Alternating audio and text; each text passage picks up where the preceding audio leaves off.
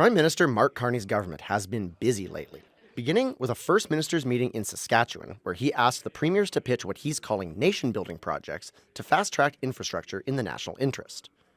This was then backed up when the Liberals tabled the One Canadian Economy Act, a bill that aims to put this plan into action by reducing internal trade barriers and speed up approval for major projects. Canada is a country that used to build big things, but in recent decades, it's become too difficult to build in this country. If we had a 1 million barrel a day pipeline. But for the Alberta government, that means one thing: pipelines. It's one thing to say, look, we're going to build projects in the national interest.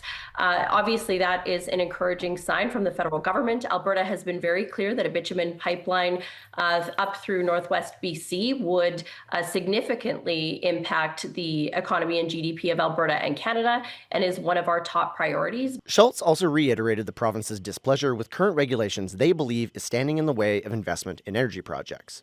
Most notably, Bill C-69, which deals with an environmental impact assessment, and the emissions cap on industry. According to industry insider Richard Masson, those concerns are valid. Companies have been less willing to invest in new growth, and that's also been compounded by the lack of market access because we haven't had enough pipelines. Of course, a pipeline to the West Coast requires travel through British Columbia.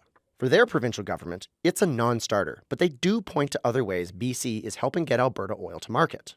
With respect to the province of Alberta and oil, we've supported a federal effort to do dredging in Burrard Inlet, because incredibly, the $34 billion pipeline that we built, you can't use it to full capacity because you can't get the boats out of the harbor. Since Carney is leading a minority parliament, the bill will require support from one or more other parties to pass. The Conservatives have a caucus meeting slated for Wednesday to discuss whether or not they plan to back it. Sam Brooks, CBC News, Edmonton.